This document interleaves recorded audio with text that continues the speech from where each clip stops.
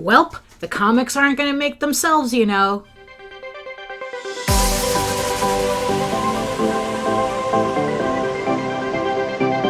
Hi everybody, Daphne here, and welcome back to my channel. Before we get started, check out my artwork at the galleries and social media sites on the side next to me here.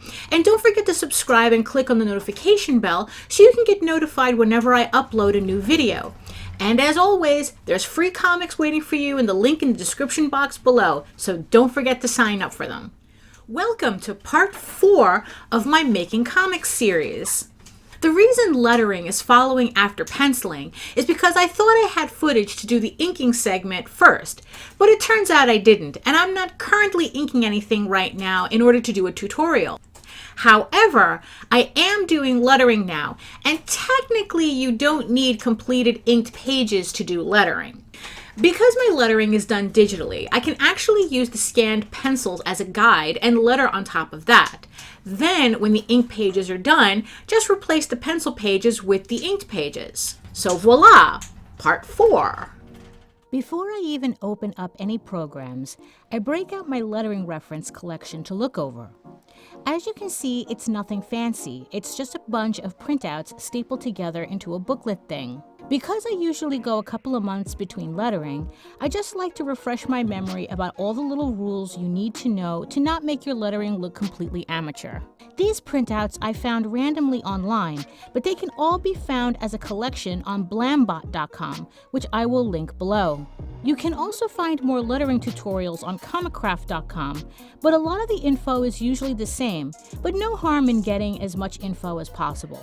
Also, both websites sometimes offer free comic fonts from time to time, so that's another good reason to check them out regularly. Then I go ahead and open up Illustrator. I used to use Photoshop to letter, but found that Illustrator allows more flexibility with formatting, although there is nothing wrong with using Photoshop. It's all a matter of preference. Now, before I even get to the pages, I go over my lettering elements to again remind myself of what I had going on the last time I lettered. As you can see, I have everything that I can possibly think of using already set up so I don't have to waste my time doing anything from scratch. This also saves a lot of time, especially if you have elements that are repeated exactly the same from issue to issue, like the title and credit box I have here. This file took a lot of trial and error to create. I wanted to make sure that the font size was readable at both comic size and digest size. This is also a new font that I started using for this series. In my first story arc, I used the now infamous Whiz-Bang font, which worked really well at the time, but for the second story arc, I wanted a new font that didn't seem too stylized and was still readable at a smaller point size. My biggest problem with Whiz-Bang was that for a bold font, it still needed to be a little too big on the pages to be legible, which covered a little too much of the artwork for comfort. This new font I am using is called Back Issues, which I was able to download from blambot.com for free. Last I checked, it is still available as a free download. The first page is always the easiest because it usually has the least lettering. Usually it's just the logo box and the title graphic. The thing that takes the longest here is finding the right font for the banner chapter title. However, depending on the next few pages, I might have to come back and put lettering here as well.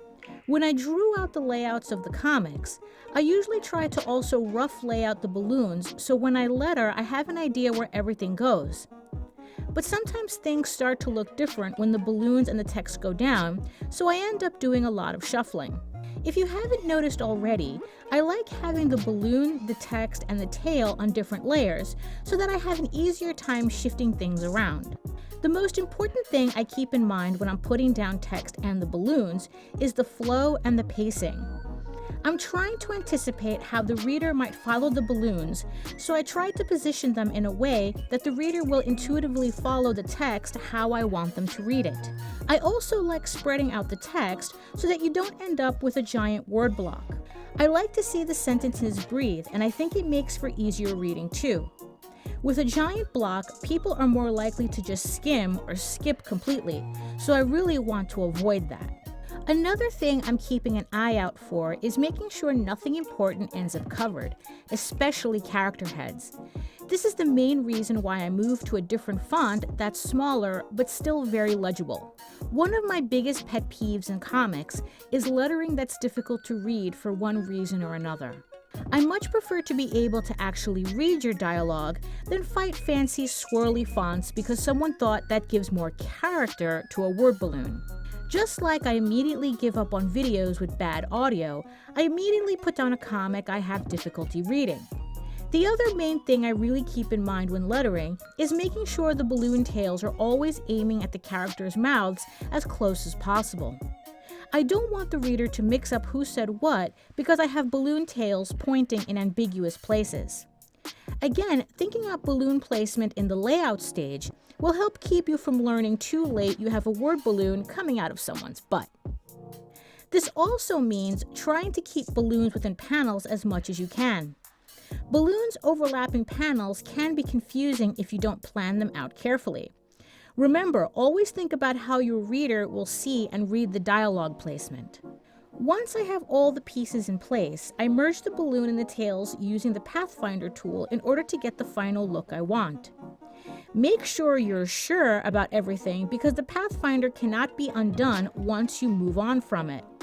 If you have to fix something, you're going to have to do your balloon from scratch. You want to make your dialogue placement as clear as possible. If you want people to appreciate the writing you spent just as long and hard working on along with the art, this is key. Even with all the rules from my reference booklet, lettering still is a work in progress skill for me. It requires a lot of experimenting and shuffling to get the balloons and text how I want it to go, and this will be the same for you. Lettering, even on the computer, is a skill that needs to be practiced, so don't worry if it's not perfect the first time. Legible is more important than looks, and since it's digital, you can always go back and fix your lettering when you get better at it. J.D. Calderon, my writer on Tall Tales, does his own lettering on his other book, The Oswald Chronicles. With every reprinting he does, he always goes back and updates the lettering according to how much he learned, and there's a huge difference in the quality of the lettering and the balloon placement between the first printing of issue 1 and the version that's being printed now.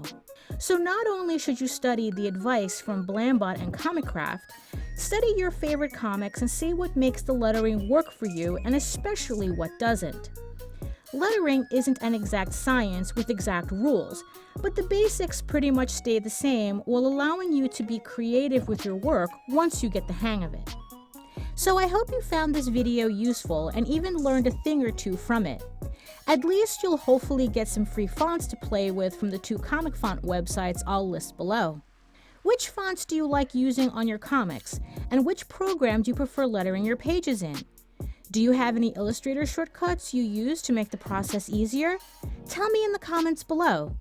So thanks again for watching, and I'll see you on the next video. Bye!